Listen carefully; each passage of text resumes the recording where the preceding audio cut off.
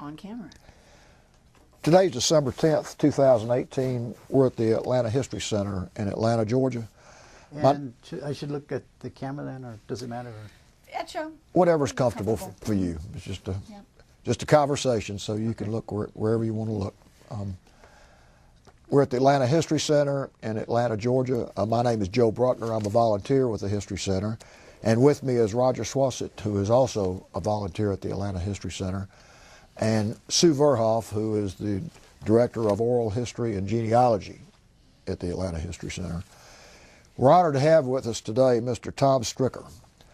Mr. Stricker is a veteran and has agreed to come in and talk to us about his experiences in the military and his experiences in life. This is part of the Library of Congress Veterans History Project, and Mr. Stricker's story will be recorded and put on record at the Library of Congress and the Atlanta History Center. We really appreciate you coming in, Mr. Stricker, and look forward to hearing about your story and your life. Thank you. Would you give us your full name and the city and state where you live? Thomas Laverne Stricker, Edgerton, Wisconsin, in 1947, July 15th, 1947. Okay. And where do you currently live? Duluth, Georgia. Okay. Tell us a little bit about your upbringing. I was born in Wisconsin. My dad at the time had just come out of the military. He was going to, well, he and my mother both were born and grew up in that little area around Wisconsin. As I understand it, he came out of the military in '45, the U.S. U.S. Army Air Corps. And after he came out, he went to, there's a small college there called Milton College, which no longer exists, in Milton, Wisconsin. After that, we moved to Ypsilanti, to Ann Arbor, Michigan, and he went to the graduate program in forestry there and got his master's there. After that, we moved to West Virginia, to a small town called Belington, which is it's close to Elkins, which is, I guess, the major town around there. They have a strawberry festival there, which is fairly well known. It's up in the hills in West Virginia. We moved around in the Midwest every couple of years. We actually stayed in West Virginia for 5 years, but since my father was he worked for the state of West Virginia as a in some kind of forestry area. After that, he worked for the U.S. Forest Service as sort of wildlife biologist was his title. So we moved every couple of years around the Midwest, from West Virginia to southern Missouri, and then southern Illinois, and then up in upper lower Michigan, Cadillac, Michigan. And then his last assignment was south of Madison, Wisconsin, but by that time I was in college, so it just happened that I went to the University of Wisconsin, which is pretty close to at Madison. So I have a bachelor's in political science, French literature, and a master's in library of science. But I went to school around the time, I'm part of the Woodstock generation, I guess. So when I was at Madison, that's when all the, I don't want to say agitation, but all the activity around the anti-war movement was going on. If you've seen the documentary, The War at Home, about the bombing of the math building there in '69, I think, that was right after I had graduated, and was actually, I remember reading about it when I was in basic training at Fort Leonard Wood. So I sort of came out of that kind of what you would call it, surrounding. I remember growing up thinking that the military was, I mean, we were always right. Remember the John Wayne movies and watching all the fighter pilots on Saturday mornings. Remember after that going to the university, starting to rethink what was going on, whether this was actually correct. University of Wisconsin has a real liberal radical reputation and foundation. A lot of, I had a minor in political science, but also took a few history courses, and I think there was one professor there, William Appleton Williams. He wrote a fairly important book on American diplomacy called The Tragedy of American Diplomacy. It was on American foreign policy in, I think, the 20th century. So he really presented a picture that was 180 degrees different from what we had been brought up to believe. Yeah. So, so I was really questioning whether I was even going into the military, because there was a draft there, and I knew that once I lost my student deferment. So what year did you grad? What year was this? 69. Okay. And actually, I had just enough credits to graduate, except I needed 3 more for a summer session. But after I'd been there for 4 years, then I was informed by my draft board that I was being reclassified from 4. No, was it 2S, which is student deferment, to 1A. And I told them, well, you know, I need 1 more semester to graduate. And I said, well, okay, we'll let you do that. Then we'll reclassify you so you can expect to be drafted. So just thinking about that, deciding, well, let me see what's available. And I just happened to walk into a recruiter's office, and he said, well, you know, we got this language program. You could, it's, you have to enlist for it, so it won't be a 2-year term of service. It would be actually 4 years, because 1 year would be studying the language in a language school. And then you'd have an extra year because it's an enlistment rather than a draft. So I thought about it and decided, well, you know, make the best of a, have to say this, make the best of a bad situation, because I was really not committed to what I'd been brought up with, that I was really re-questioning, rethinking the direction our country is going in. But in any case, I was listed, went into the military at Milwaukee. That's where the EES, the enlistment and whatever the station was called. From there, I went to Fort Leonard Woods and took the 8-week basic training course there in basic infantry, which I think just about everybody did who went into the into the Army. And remember just thinking, well, I don't really agree with this, but I probably should keep my mouth shut. When I was going in, I told my dad, well, I'm not going to let any sergeant, you know, tell me what to do. And I said, well, first time I smarted off to a sergeant, he put me on KP for 2 months. So you know, I just pretty much just went along. Didn't, and I think a lot of people, perhaps not in basic training, but when I got to the language school, I can't remember. There were a few members who, you know, were committed to the American military, but a lot of the students that I served with or was in the Russian language class with pretty much felt the same way that I did. I mean, I was probably a little bit more outspoken about it, but as far as what everybody believed, I think I'm pretty sure that's what. Let me go back just for a second to your time at University of Wisconsin, particularly your later years there. Did most of the people you know there, or most of the students, eventually go into the military? I think very few. I remember there were a lot of how to get out of the draft courses, and they actually had courses on that. Yeah, no, not formal courses through the university, but a lot of they had what they called a free university, and that was one of the courses. There are a lot of other different courses, and just about anything you can imagine. And there were, you know, all radical publications which had the same, and some of those I'm not even going to describe what they were on camera because they were pretty distasteful. But in, you know, that's it was such a turnaround from what I had you know, what I had learned growing up in the Midwest about the United States and the U.S. military. So yeah, and of course, as I mentioned, University of Wisconsin was very, very radical. They called it Mad City, and it still is. And, so I mentioned that the documentary that was shot about the period when I was there, it was, I think it was actually filmed or maybe produced in maybe the middle or late 70s, something like that. But it was covering the area, basically the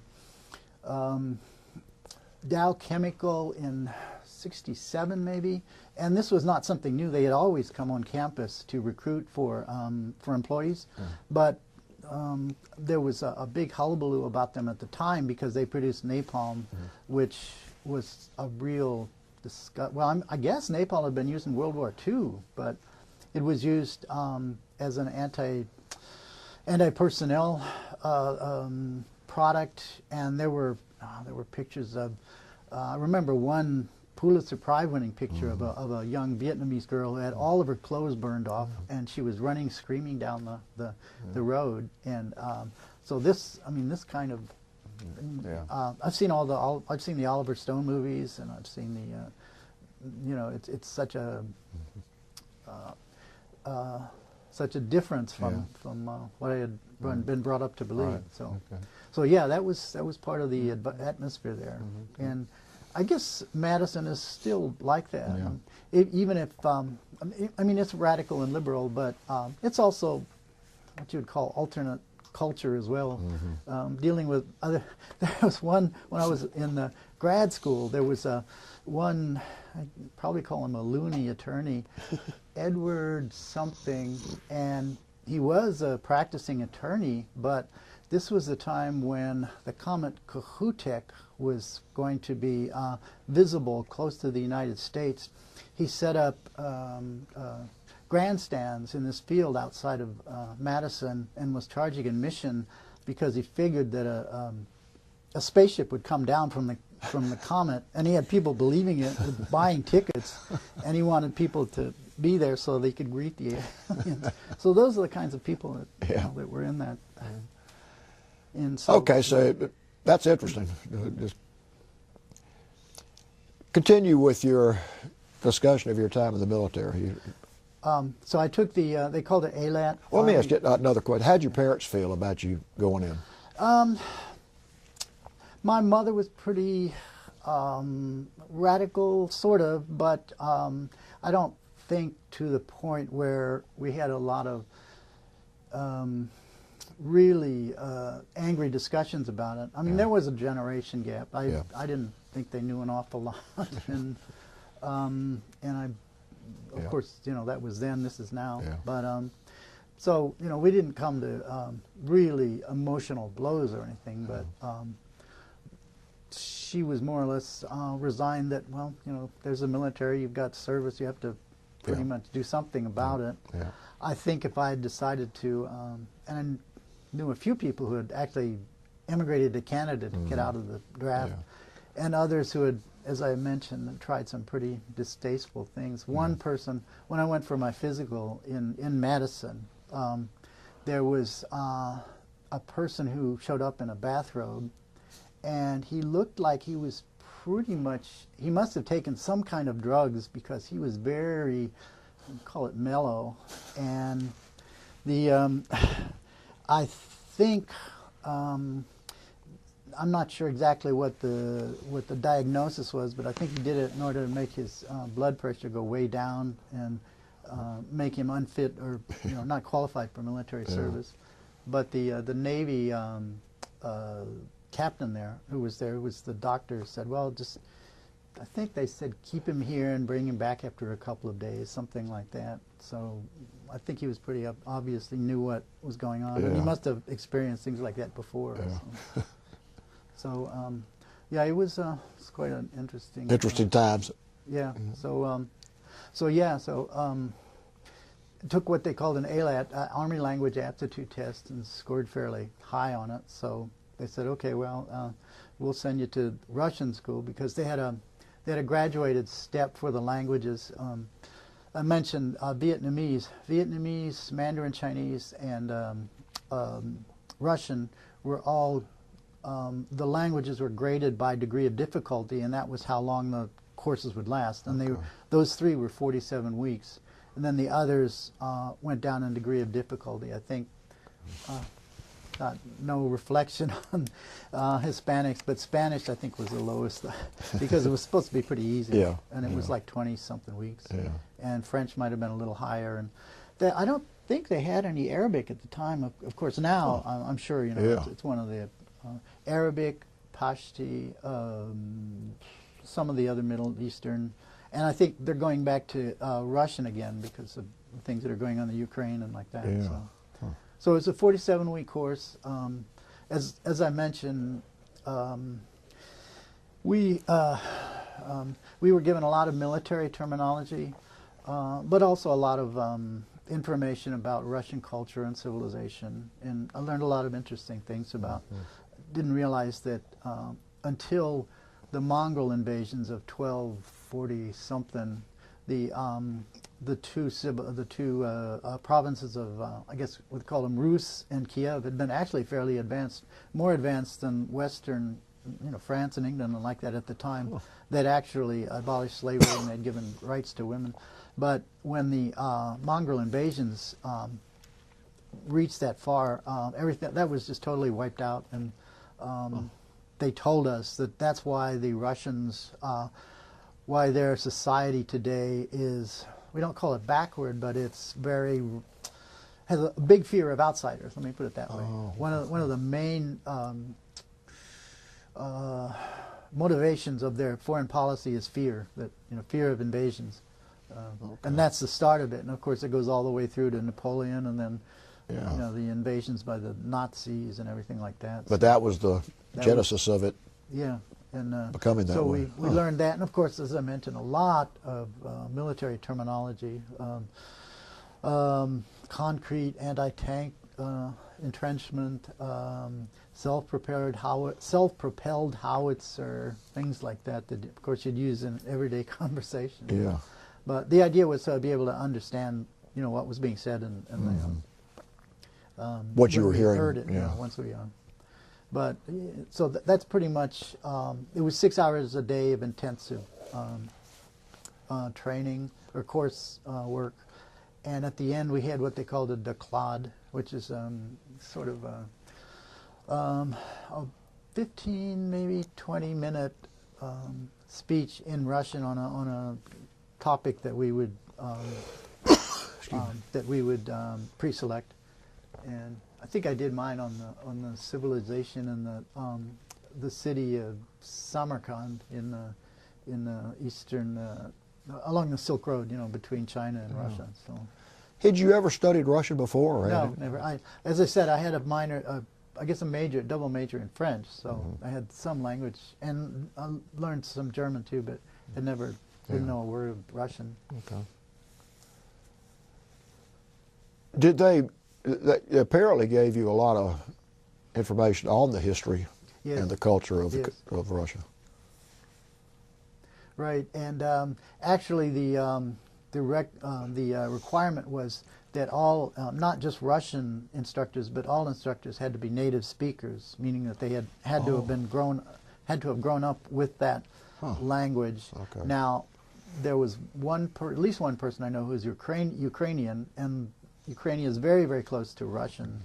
And there was another who was Czech, I think, but I think he must have grown up in a Russian environment. Okay. So all of them, at the time, this was late 60s, 70, I guess, 1970, there were still people, instructors who could remember the Russian Revolution.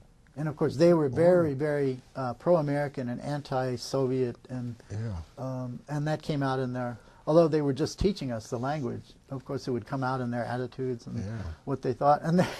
And there, of course, there was that conflict between the liberal 20-year-old students or 21-year-old students from American colleges versus very conservative, anti-Soviet instructors who could remember the good old days under the czars and like that, which of course they weren't, but there was that Was there discussion in the class of that? I mean, did they?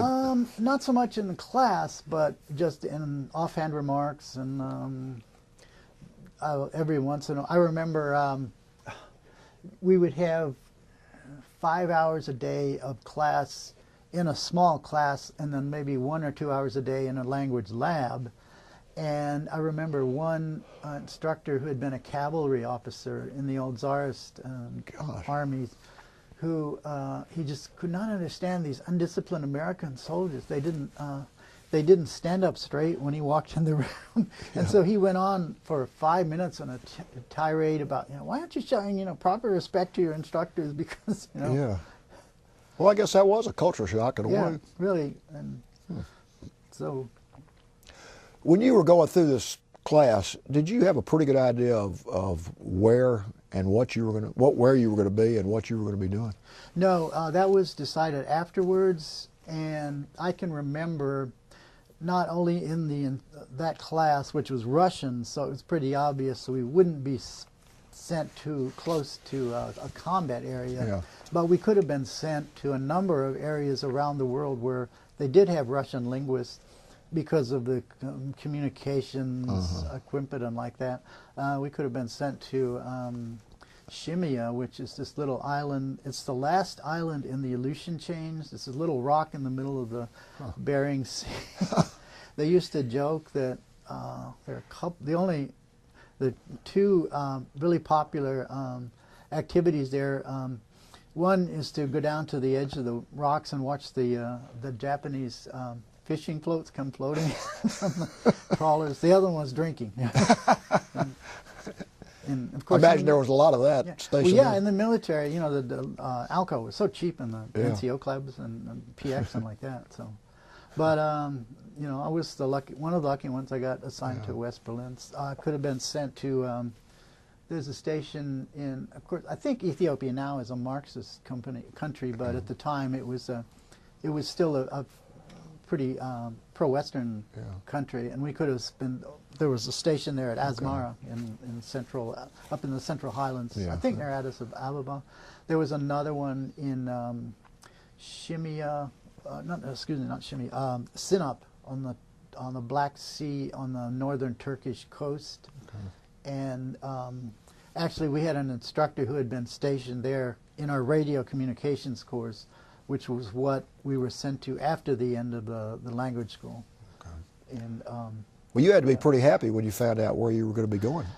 yeah, but it was still the military, and I was thinking, well, it's great to be there, but the military is the military. You have a lot of sergeants, and there again, talking about the culture generation shock, and I hate to say this, but at the time I was just thinking, I'm going to be taking orders from these bunch of dumb sergeants who graduated, most of them from the South, who barely graduated, some who didn't graduate from high school. And I remember with having that attitude, basically. So, so yeah, I'm thinking, well, Ethiopia, Turkey, West Berlin, what's the difference? It's all going to be the same. You're going to be there 8 hours a day, plus you're going to be in barracks and taking orders from sergeants and whatever. So, so yeah, it was it was half and half. And so yeah, we didn't find out our assignments until after we had taken our language school, and then we're partly through the radio communications training and that was in Goodfellow Air Force Base, which I don't, near San Angelo, which I don't think is still in operation. It was way out in the flat desert plains in western Texas, so not much to do there again, but go to the PX and get a lot of alcohol and whatever. There were a few things to do in San Angelo, which we were a couple of miles away, but it was only 3 months. So. Well, talk about your experience in Germany and your job, and also I'd be interested in how that experience laid down with what you anticipated, as you said, with the sergeants and that. Right, and what I was expecting is that we would use the language, and I'm going to have to sort of tiptoe around this because I'm not sure exactly what we're still allowed to say about how we conducted the activities. I was assuming we'd be using the language, maybe hearing recordings or whatever, translating them, possibly speaking with Russians, but possibly not. But it turned out to be mostly just radio communications, just listening to recordings, and we hardly ever used the language, let me put it that way. Okay. And we were told, and I guess I can probably say this, that the Russian, we were in West Berlin, there was a little background here. we were stationed on the top of this mountain called Teufelsberg, which is it's German for a Devil's Mountain, and it was also called Trümmerberg, which is Garbage Mountain. And it was built, it was constructed after the war by these troops of I forget their term in German, but they basically gathered up all of the rubble from all the buildings in Berlin and just carted them or trucked them or whatever out into the forest in West Berlin, and built this large heap that became a mountain. Huh. And from what I understand, some of the radio specialists in the Army tested and found out that that was the best place to get radio signals from the forces around West Berlin. So they decided, okay, well, we're going to have an American station here, even though it was actually technically in the British zone, because there were three zones. I think the American zone was the north. Well, I don't remember, but there were three specific zones, and this was in the British zone. Okay. I guess the American zone was in the southern area. British zone was the middle, and the French was in the northern zone. So you were monitoring communications that were actually coming from the communist territories. There were 30 Russian divisions surrounding in East Germany, surrounding West Berlin, and we were monitoring their communications. We were told that probably wouldn't hear a lot of Russian because the soldiers were not allowed to speak on the on radio, talk on radio. They could only use code words or mostly just numbers, number sequences. And so if they did happen to start talking, which happened once in a while, I don't think I ever heard myself a Russians. I guess once, maybe once or twice, but they did have recordings of occasionally some. Like on Lenin's birthday, a lot of the troops would get drunk and then just start jabbering away. And so they had recordings of that. Which, and they would, sing Russian songs and pretty racy Russian songs. And, but it was, no, it was mostly just not. I remember feeling disappointed. No, I'm not using my language. I mean, why? American Army sent me to school and they said it would cost $30,000-$40,000 a year for all this training, and now it's. What language was trafficked in? Mostly just Russian, but very little spoken. It was all just code numbers, and I think that's as far as I really feel comfortable describing that. I'm sure it's totally different now. Well, of course, we're not there, so. Were you recording this? Was everything being recorded? Yeah. And of course now everything is, I'm sure, satellite and drones and everything like that. So it's totally different. But then it was satellite antennas and like that. And now, if you could talk about this, were you periodically getting briefings on what's actually going on politically and militarily around there? Or? Not really, no. We just had to, from our recordings, we could tell what the movements, what the Russians were doing, but it was pretty much up to us to inform the superiors what was happening through what we were recording, and then they would listen to the recording or talk to us occasionally, and okay, well that's what they're doing now.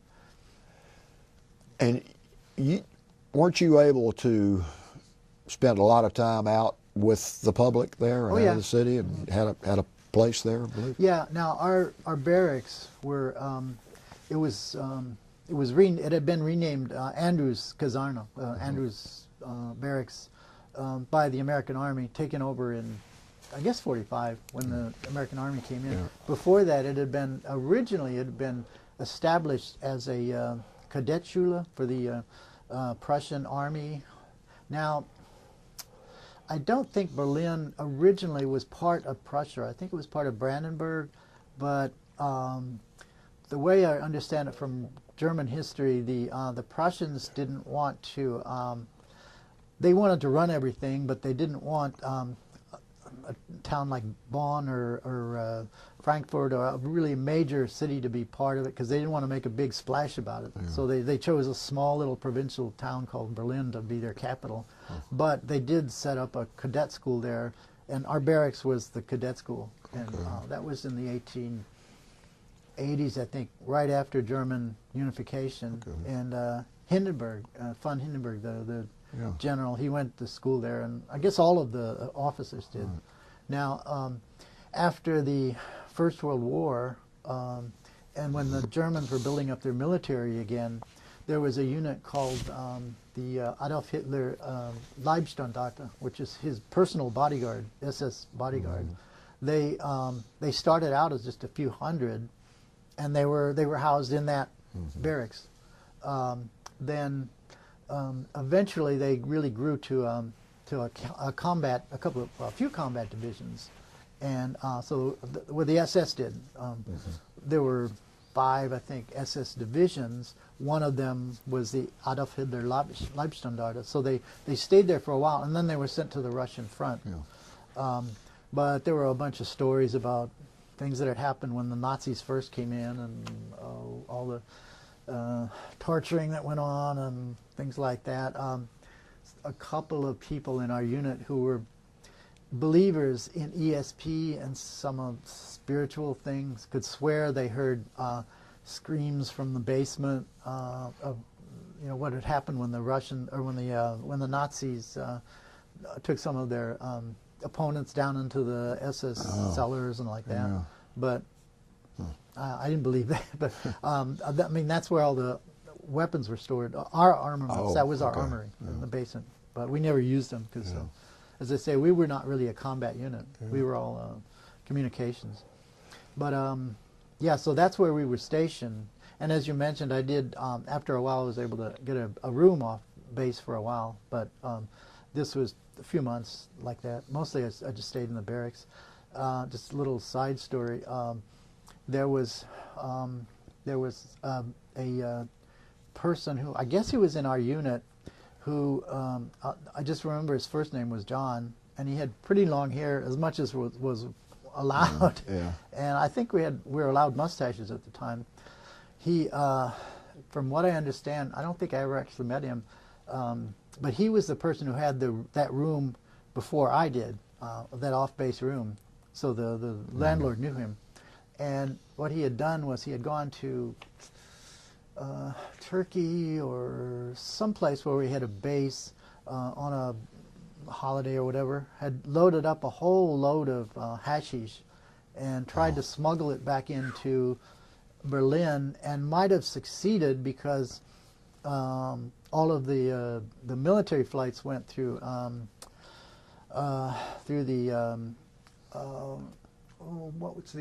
it's not an airport there anymore. It's a big public park. Keep thinking Teufelsberg, but anyway, he was going to go in through that air base, which was also a civilian air base or airport. But there was some kind of a weather thing or something, so that flight was diverted to Frankfurt. So everybody went through customs, and of course his stash was discovered. And I think he first went to a German prison for a while. He was there when I took over his room, and the landlord asked, "Well, do you smoke drugs?" And I said, no. And he said, "Well, yeah, John didn't either at first." And so they were saying that once he got out of the German prison, then the U.S. military would grab him and he'd go to Leavenworth. And, so yeah, and this landlord also, he was. I had always assumed that after the war, the Germans got rid of Nazism and then there was no more support for it, which was not true at all. This person who was almost my age, I mean, he was in his 30s, and he had a son who was a teenager, and he had a lot of conflict with his teenage son because his teenage son was like me, he was rebellious and he had long hair and didn't want to listen to anything what Daddy said. And I remember him telling me, what we need, you know, is something like the Nazis again. And then he said, like the Nazis. He made that distinction. You know. And I guess when we went back just last month, there's a whole bunch of conflict there with skinheads and you know, ultra right wingers, and that wasn't the situation at the time. But now, of course, they say that there are more Turks. The most Turks that are in any different in any location outside of Turkey are in West Berlin, or in Berlin, and so there's a big conflict like that. And actually, there was a party called Alternative for Deutschland, AfD, which is one of the big challenges to Merkel. I think that's why she finally decided to resign. She wasn't able to get a workable coalition in the Bundestag, and they told us that when we visited the Bundestag in our tour last month. Finally, she just said, "Well, just can't do it." So she sort of was a lame duck for a while, and finally just, I guess she's resigned, or said she's going. She's still there. She's still chancellor, But she's going to resigned as head of the CDU party. And so that was, and this personal experience, we didn't do any KP in the barracks. It was all done by what they called euphemistically Gastarbeiter, guest workers. In the 60s, the Germans had they had a very booming economy. They had a lot of jobs that they thought, like they talk about today with immigrants in our country. Well, these jobs, nobody wants them, so we'll bring in immigrants, you know, to do it. And at that time, it was very, and it still is, I think, very difficult for foreign immigrants to become German citizens. You have to take a really tough citizenship test. And so there are two, three generations of Turkish and Eastern European, Southern Eastern Europeans, you know, Bulgarians and like that, who had been in certain, like Kreuzberg and certain parts of West Berlin. They had their own communities and everything, who had never become German citizens through 2 or 3 generations. And I think the situation might be the same, I'm not sure. But as I mentioned, we didn't have KP, and it was all done by Turks and by Southern Europeans. And this is, I'm trying to be non-discriminatory about this, but every time that somebody ETS'd, estimated time of separation, got out of the military, basically separated, they would take all of their Army issue clothing, except for the field jackets, which were pretty prized. Everything else they would just take and throw in the trash outside of the kitchen, and you'd see the kitchen workers come over and just take them out and wear them. They all wore, you know, Army combat boots and and fatigue trousers, and I guess they had the white jackets too. But so those are that's probably better clothing than what they had. Well, yeah, I'm sure. Yeah, the U.S. military issue. Yeah, it was designed to be pretty. So yeah, there was even then, and of course now it's somewhat similar. When you were out in the community, I know that was when we were still in Vietnam, was there a lot of discussion of the war in Vietnam by the populace? Or?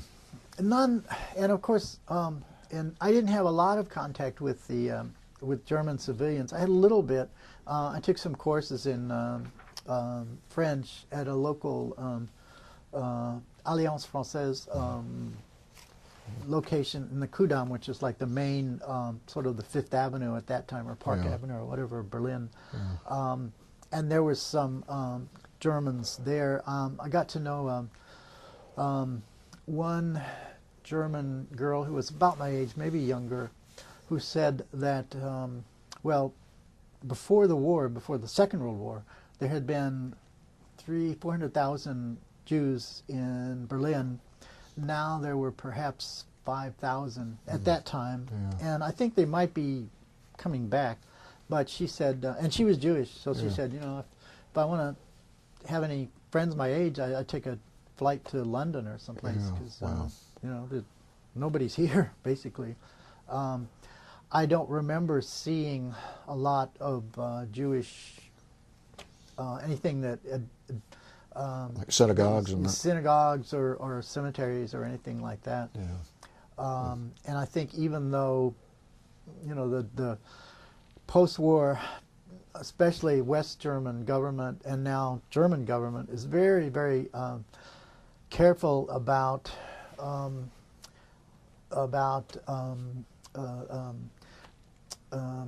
discrimination. If you make well, for example, you can't, it's against the law and you can be put in jail for singing the third verse of Deutschland über alles, which I've never actually looked at the words, but I think it just must be fairly material. And of course, if you make the Hitler salute, you know, that's against the law too. You can be put in jail for that. And they have a lot of if you make well, anti-homosexual remarks or, you know, things like that. That'll at least get you a ticket. You might be actually arrested for it too. So I think in some ways they're even more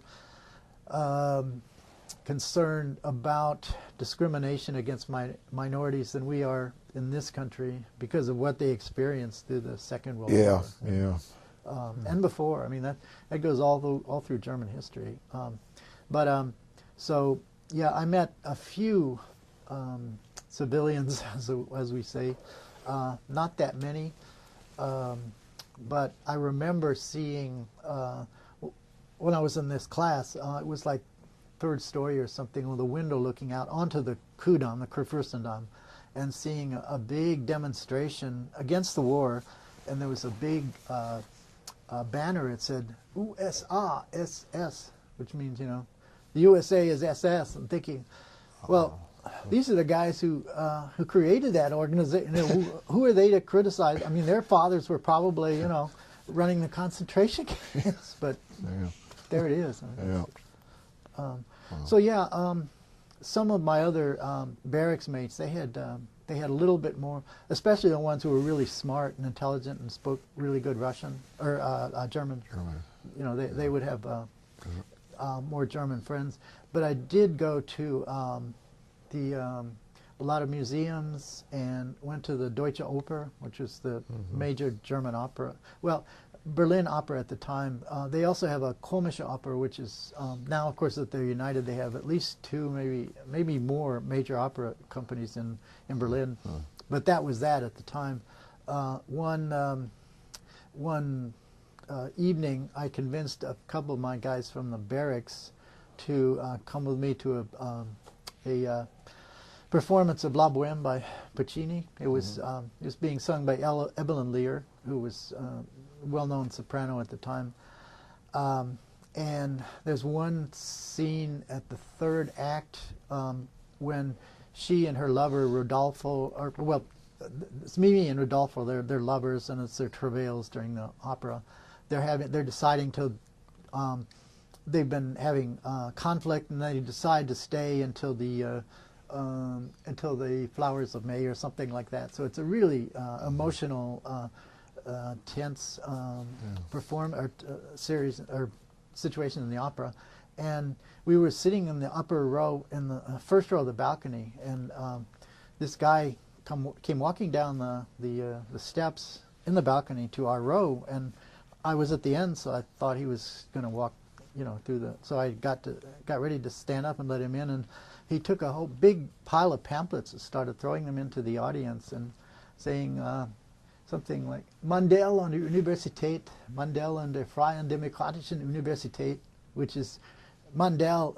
It's almost a pun because Mandel is almonds in German, but it was also the name of a Marxist professor in the Free University who was there on a TDY or something for a couple of months, and the German Marxist students thought that he had been forced out of his position by either the American army or the West German government or the West Berlin government, forced by the U.S. Army to do this. So he was just throwing, and of course the singers on stage, they just, you know, the whole thing just stopped while this was going on. And it was over in 5 minutes. The guy just turned around and walked back, and the usher didn't even try to stop him.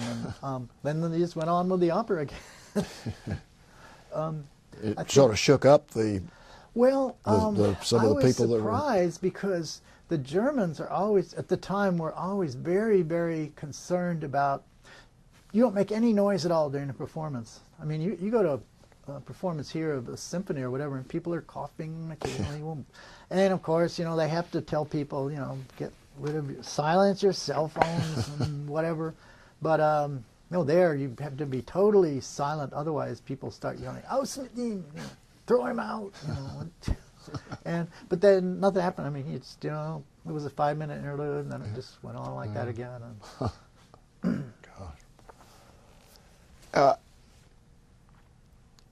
Is there anything else about your time over there you want to talk about? I mean, it's sort of a fascinating experience you had over there. Well, yes. My sister had a friend, a Norwegian friend from Trondheim, which is that's not the capital. It's one of the main, the biggest. I think it was the biggest city in Norway. She came over to visit her parents. My sister's friend did, with my sister, so they invited me to come up and stay with them for a few days in Trondheim, and while I was in the army. And so her dad, a Norwegian, he was a veterinarian, had been in the resistance against the Nazis during the Second World War. And as she put it, he ran up and down the fjords, you know, fighting against the as a partisan against the Nazis. And after dinner one night, he just sort of turned to me and we were talking about the army or something, and he just out of the blue said, "You know, we want you to stay." You know, like because he had been aware what happens when a foreign military, you know, occupies his country. Oh, interesting. Why I remember that is because that's the only time I ever remember any European expressing gratitude for the expense that the American taxpayer had gone through to keep, I forget how many troops we had, maybe 500,000 in Europe at the time. It was sort of grudging, I think, on the Europeans' part that, well, all right, they're probably better than the Russians, but not by much, and, you know, just don't want to have anything to do with them, but, you know, they better stay here. But so I never heard of one mention of appreciation or thank you or anything like that while I was there. And that's why I was so surprised to learn about this program that I mentioned called, well, it's run by a private nonprofit that is funded by the Berlin government called Checkpoint Charlie Stiftung, which is Checkpoint Charlie Foundation. And they have a lot of German-American friendship activities. One of them is this Welcome Home that they have, where they bring American military veterans who had served in Berlin during the Cold War, well, West Berlin during the Cold War, from 45 to 90, and bring them over for a week and put them up in a hotel. And you know. Talk about that experience, your dealings with the people and what you... Well, see, that's what was so surprising to me, the fact that the Germans actually showed appreciation for you know, for what we had, you know, what the American Army had been like and had done that. So, and I mentioned the newsletter that which describes that our week in Berlin, which I'll send you a copy of. It's got a list of where we went and all the activities we participated in and things like that. One of the things that really struck me was there was well, we visited a German command center of the German Army out in the forest someplace in Berlin. I forget exactly where. But they had one little remembrance project they called Wald der Erinnerung, which is remembrance forest. It's where they have monuments to all of the German soldiers who had been killed in combat overseas after after after unification, actually, Yeah. after 1990, hadn't realized that there were that many who were who had been stationed in like Afghanistan and Iraq and in the Middle East. Apparently, there are quite a few who don't read that much about it. For me, I thought it was all just the American Army, but I guess there are a number of different nations that are involved. So they had. They showed us a lot of the names on the, not tombstones, but just on memorial plaques and things like that, which was kind of I was surprised to see it, and also was a little bit touched by it. That So I assume you saw a little bit different attitude among the hosts of that trip than you saw back when you were there in the 70s. Yeah, and the first time that I became aware of that was in 1990 when Germany was, and you heard it during the last week during the tributes to George H.W. Bush as well, that he had been so important. He had taken such an important role in helping Germany become reunified. But I remember in 1990. Helmut Kohl, who was the chancellor at the time, and the really heartfelt thanks that he gave to President Bush at the time and to the American people for their help, not only in reunifying Germany, but also, I guess it was understood, defending them against the Russian army, basically. And one of the things that we learned was we had a visit to the American embassy there, and we met with the, what do they call her, the chief of mission, I guess. She's the person who takes over the embassy when the ambassador is not in residence. At the time he was in Washington. So we met with her for a couple of hours and basically just talked about our service. And she and there was a colonel there who was some kind of military attaché, I think, from the U.S. Army.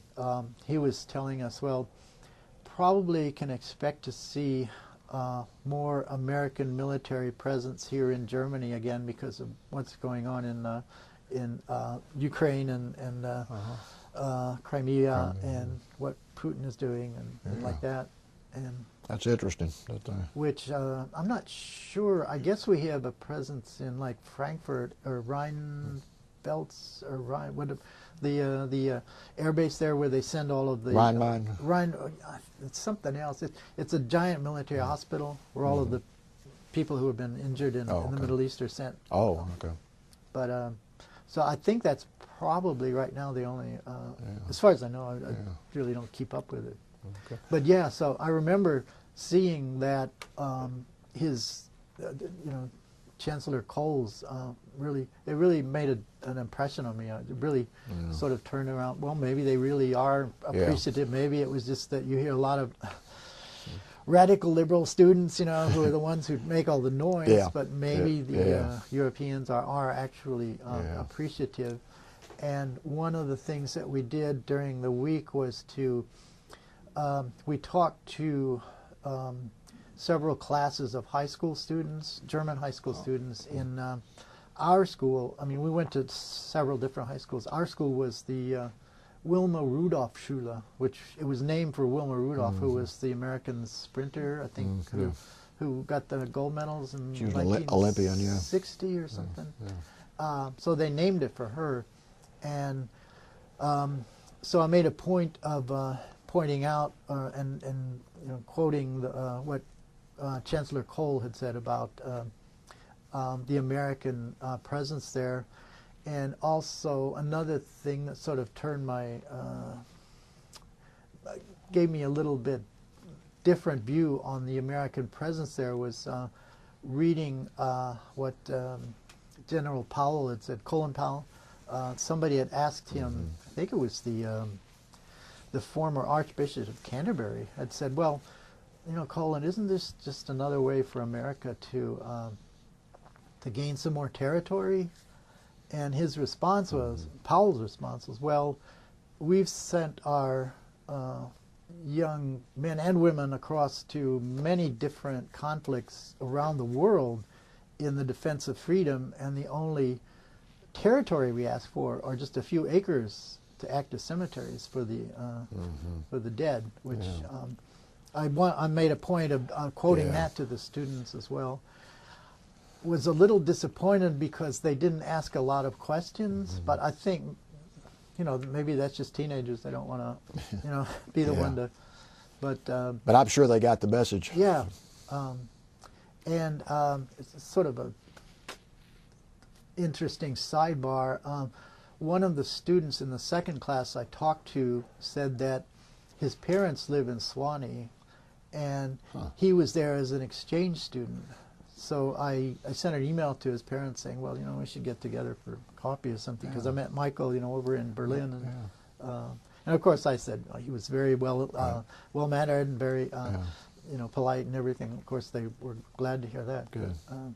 So, you know, one of these, what is it, what's that thing that, 6 degrees of separation or something? Oh, yeah. Did you get with them, with the parents? I sent an email. They sent back, and I haven't really gotten, I meant to tell them about our church musical yesterday, and I just forgot to do it. When did you come back from Germany? Going back to when you were in the service. Now, I ETS'd. No, it wasn't ETS. I more or less separated. They had what they called a European out, which meant that you could ETS in Europe and then spend a year there and still take a military flight back to the States. So I studied French in southern France for 9 months with the GI Bill.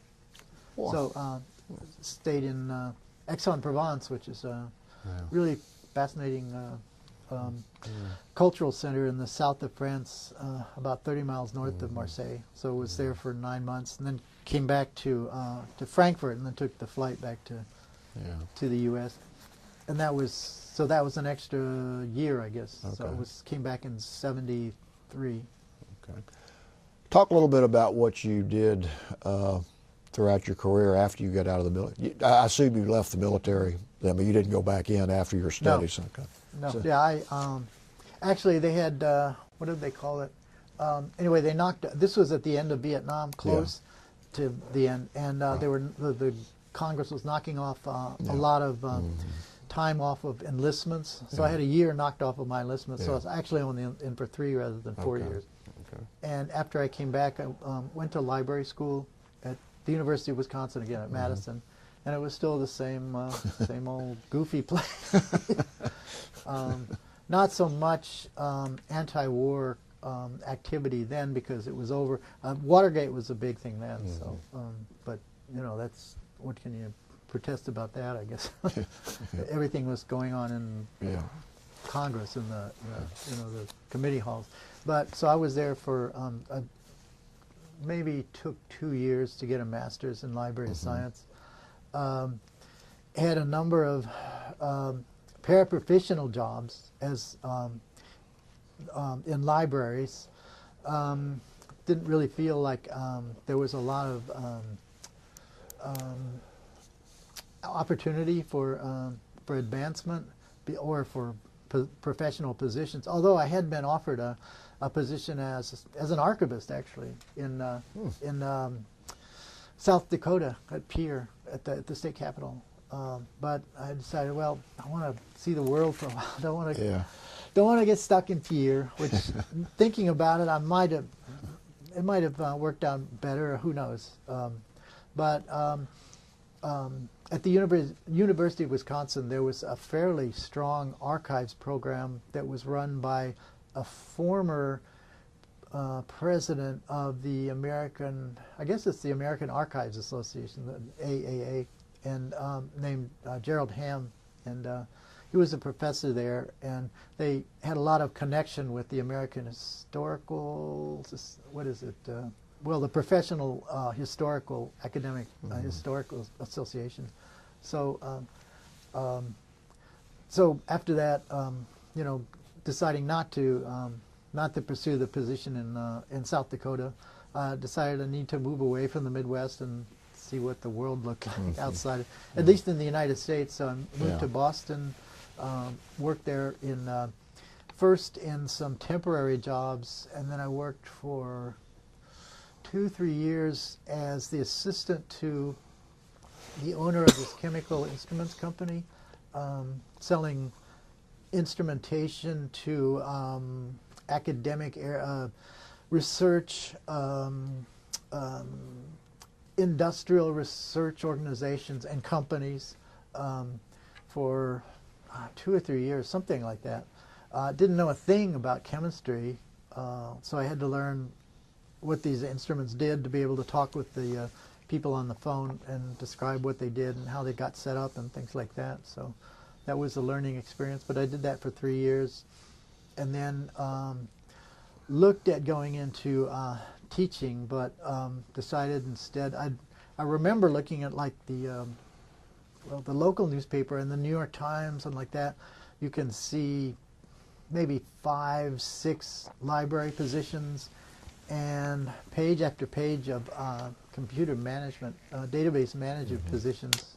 So I decided there was probably more of an opportunity there. So have been working as a database analyst with companies around Atlanta, both temporary and long-term positions. Worked with a software company for 8 years over in Sandy Springs. We had a software product that we sold to real estate development companies. So worked there for 8 years. Did a lot of implementation, instruction on setting up the software and getting it ready for use by the sales offices, the real estate sales offices that used it, and eventually got into a little bit of programming the software behind the scenes as well. And since then I've worked in this program that Microsoft sells called SQL Server. It's a fairly large database. One of the 3 or 4 major database platforms that are available. Some others are DB2 and Oracle, and there are a couple of others, but I think those are probably the 3. But I'm just guessing. I haven't really researched it that much, but you know that's what's being used.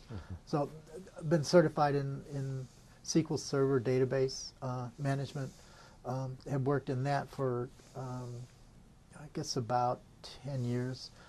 Some, as I said, some long-term permanent positions, and now mostly temporary or contract positions. And when I'm not doing that, then I'm working driving Uber, as I mentioned. You know, I do that on a part-time basis whenever necessary. Probably meet a lot of interesting people doing that. Met a really famous rapper that I didn't know rappers from Santa Claus, but so I asked him, "Are you pretty well known as a?" And he said, "Well, my name is I forget what his name was, but when I mentioned his name to other young kids that I give rides to, oh, you gave him a ride? Oh, well, okay." Tell us a little bit about your family. Well, I've been married to my wife for about, well, let's see, we lived together for 5 years, and then we got married in '95, about the same time that we moved to Duluth, actually. Okay. So we've been there for 23 years, 22 years. And I have no children. She had 3 grown, 2 daughters and 1 son. The son lives up in Brooklyn, and the daughters live out with their, one has a family, one is single out in California. One's in Southern California, the other one's in San Jose. So we have 2 grandsons who live in San Jose as well. Well, one is going to school now, and one's still in high school. Have you used your Russian at all since you got out of the Army? It's funny you should mention that. Only once that I can think of. Well, no, I did a little volunteer work when I was in Boston with Russian immigrants, so I got to talk with them, and actually got to know this Russian family who had moved there, and so would visit them maybe once a week, so I would learn polish it that way. Our church choir has a in Duluth. One of the members is the cousin of Condoleezza Rice, and they were more like sisters than cousins, I think, at least the way she describes it. They more or less grew up together. So she's been to Condoleezza Rice has been to our church several times. She's performed with our choir and was able to speak Russian with her. Really? Ask her a few times, do you know Господин Putin? What do you think of him? Is he trustworthy? She would say diplomatic things like, well, he's chytrý, which is wily, foxy, She didn't want to be quoted as saying something too controversial. I guess. No, and this was after she was out of the government because this was when after Bush had left the government. Yeah. So. Let's stop here a second. Roger or Sue, do you have any questions? Not really anything that comes to mind. The language school, was that in Monterey? Yes. Okay, want to make sure. At the time that I was there was one, and they called it DLI, Defense Language Institute West Coast, because there was one in the East Coast at Syracuse, I think. Now there's only one. It's DLI, so they just call it DLI, Defense Language Institute. I was. My wife and I go out to California. She goes out a lot more than I do to visit her children, but I've been out there a few times. And one time we drove down to Monterey, and when I was there before, I mean, in the 69, 70, it was pretty open. I mean, you could just walk right onto the base and walk all around. Nobody was going to challenge you or anything. Now, of course, after 9/11, big wire fences around the perimeter, and I went to the office and said, well, I went to school here in 1970. Is it possible to take a tour or something? They said, well, if you're retired military, which I'd only had 3 years, or if you make you have to do it, make a request for a guided tour. But it's not possible to just walk in and do like that. They have to set something up in advance. So difference there. I mean, the way things have changed. Well, I think only have one other question. When we hear Berlin during the time period that you were there, and Checkpoint Charlie, and we've got these immediate images of barbed wires and people trying to escape. And did you ever talk to anybody who had family, that they were separated from, how that impacted them? I don't think, as I recall, I don't think so, no. Now, we had top secret security clearances, so we were not allowed to visit the East. I think some people might have, but I never really wanted to take that chance.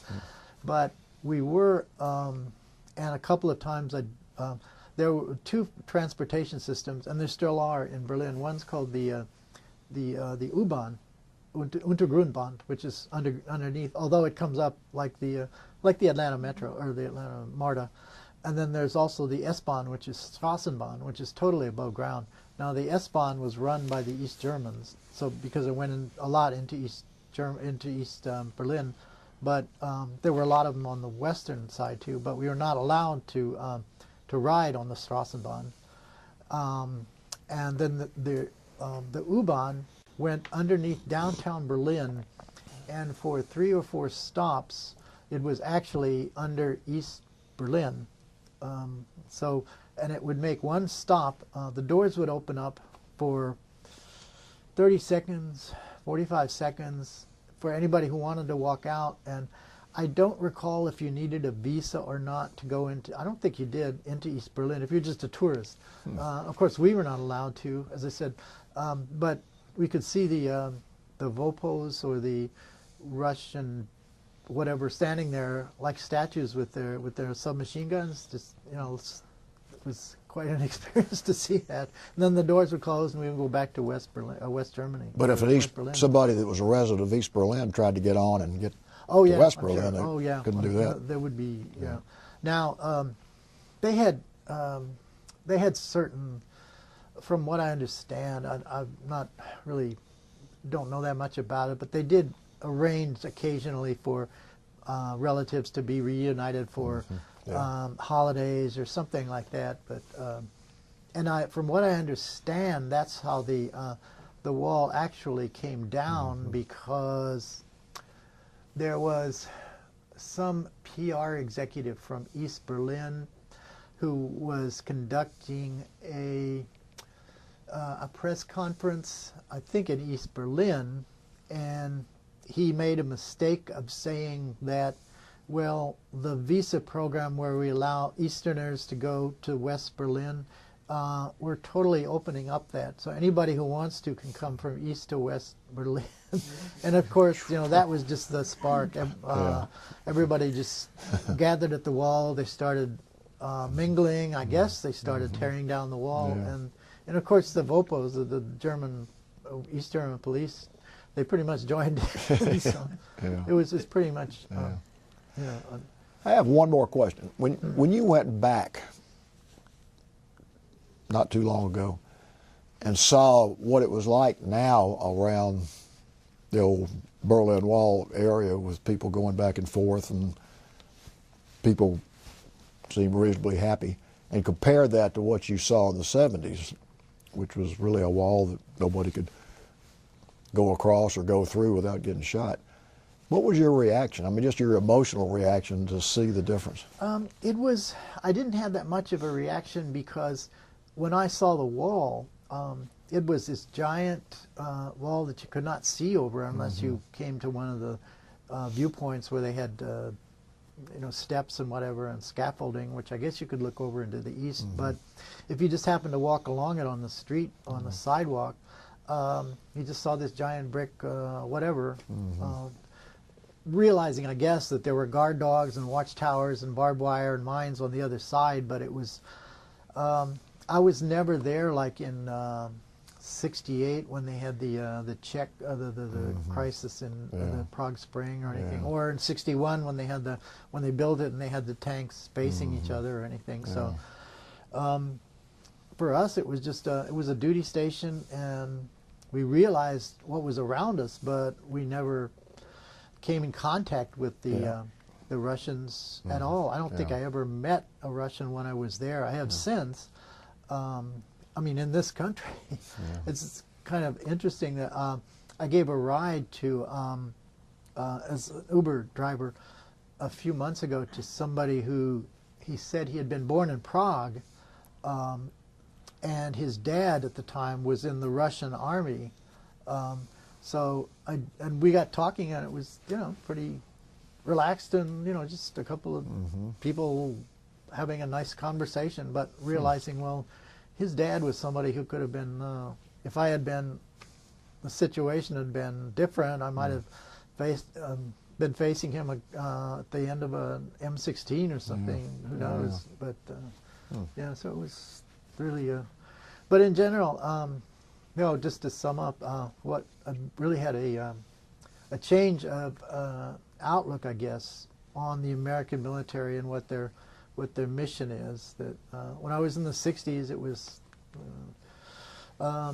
just a bunch of stupid, block-headed right-wingers who, you know, a lot of what we're doing is wrong.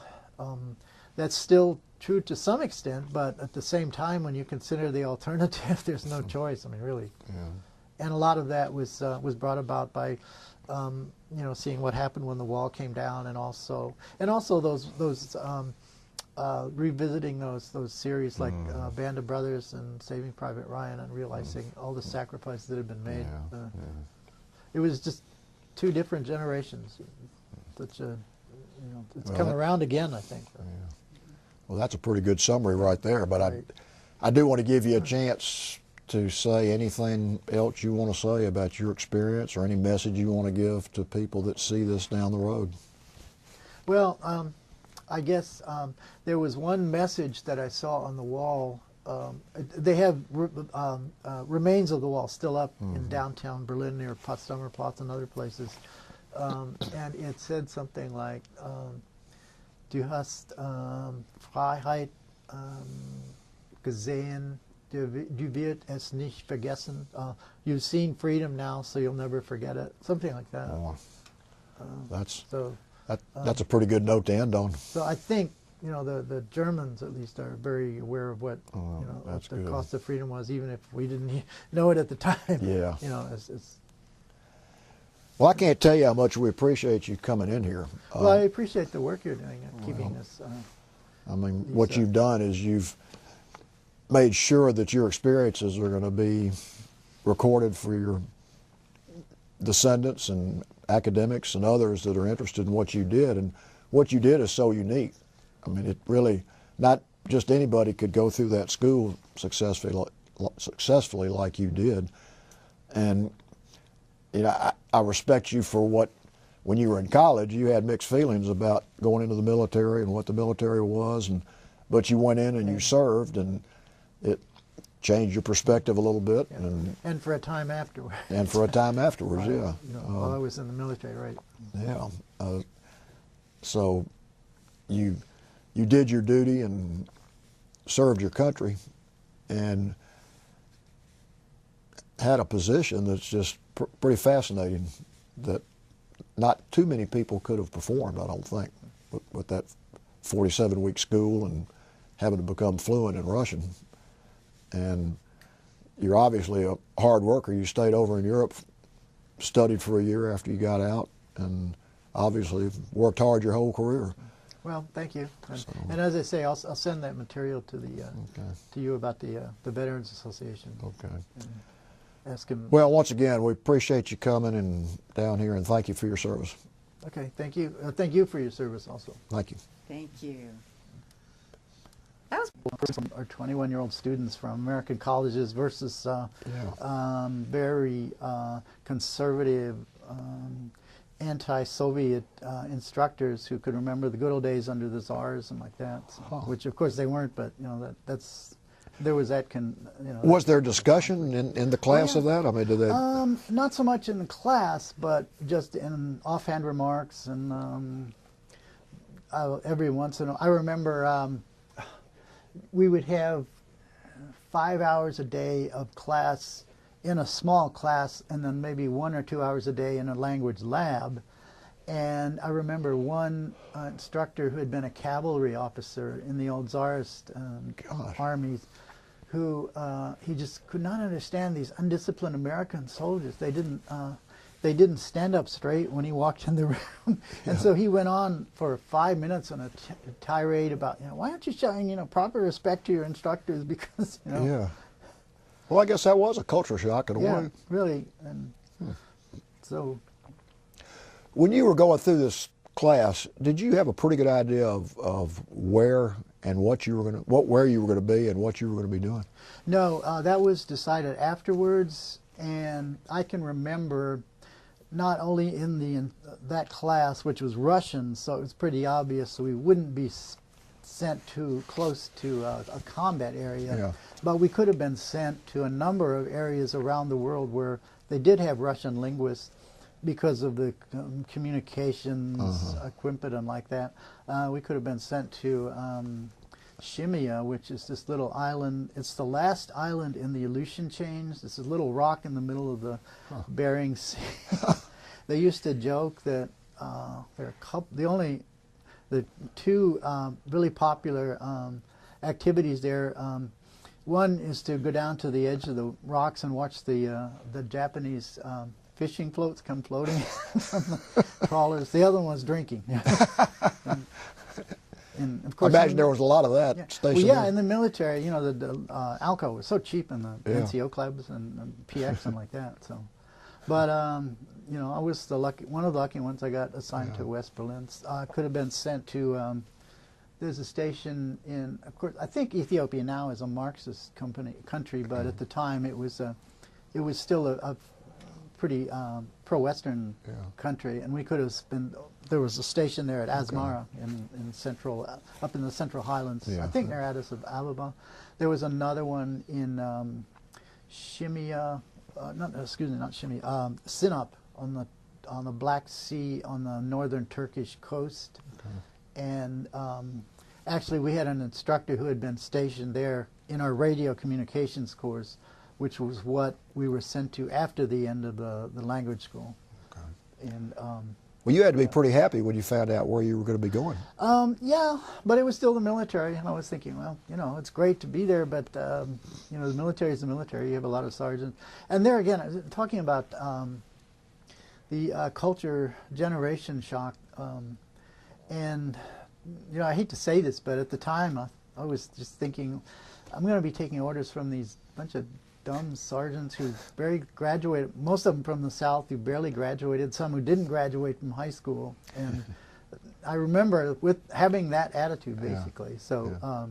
So yeah, I'm thinking, well, Ethiopia, Turkey, West Berlin, what's the difference? It's all going to be you know, the same. You're going to be there 8 hours a day, plus you're going to be in barracks and, you know, taking orders from sergeants and whatever. So, so yeah, it was you know, it was half and half.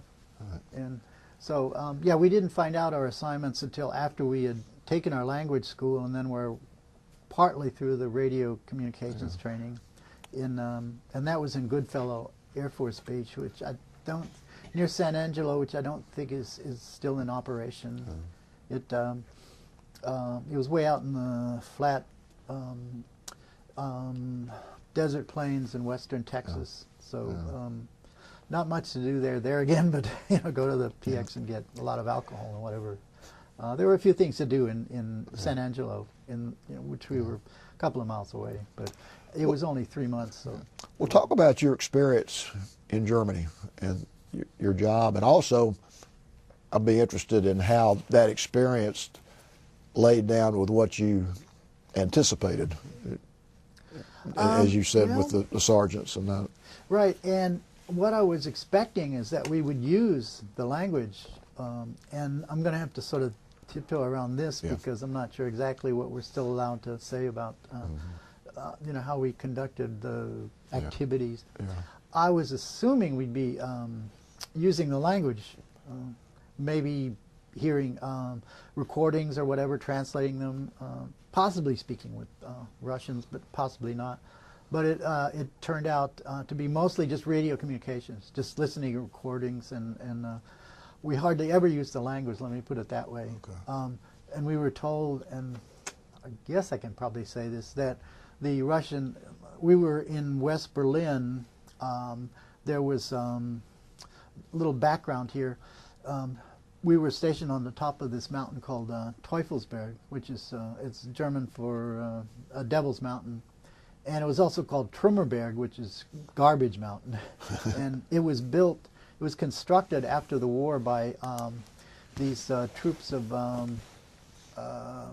forget their term in German, but they basically gathered up all of the rubble from all the buildings in Berlin and just carted them or trucked them or whatever out into the forest in West Berlin, and built this large heap that became a mountain. Huh. And from what I understand, some of the radio specialists in the Army tested and found out that that was the best place to get radio signals from the forces around West Berlin. So they decided, okay, well, we're going to have an American station here, even though it was actually technically in the British zone, because you know there were 3 zones. I think the American zone was the north. Well, I don't remember, but there were 3 specific zones, and this was in the British zone. Okay. I guess the American zone was in the southern area. British zone was the middle, and the French was in the northern zone.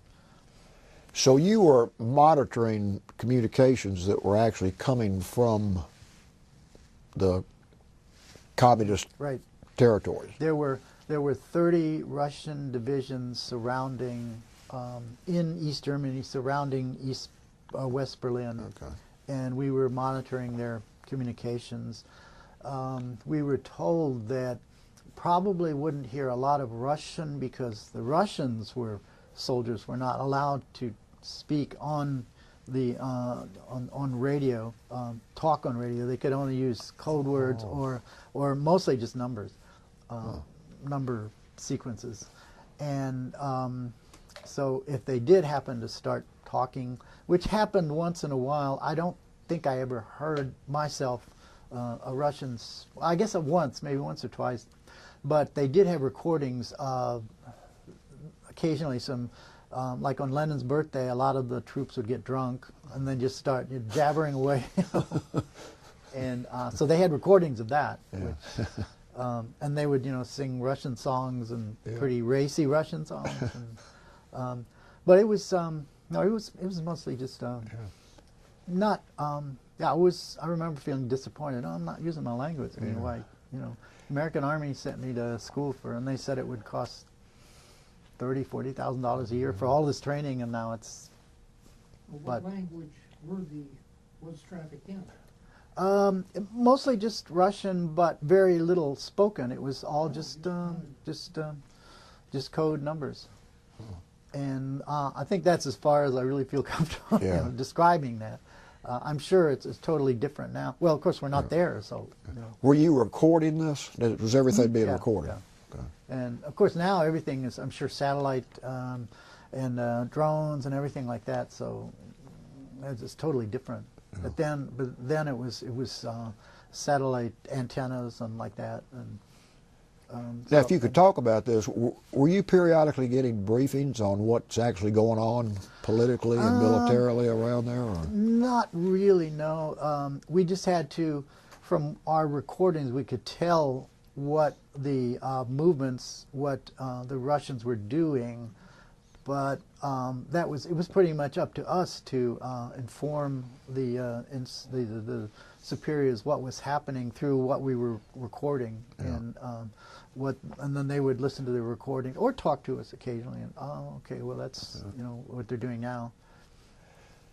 And weren't you able to spend a lot of time out with the public there and out of the city, and had a place there, I believe? Yeah. Now our barracks were it had been renamed Andrews Kazarna, Andrews Barracks, by the American Army, taken over in I guess 45 when the American Army came in. Yeah. Before that, it had been established as a cadet schule for the Prussian Army. Now, I don't think Berlin originally was part of Prussia. I think it was part of Brandenburg, but the way I understand it from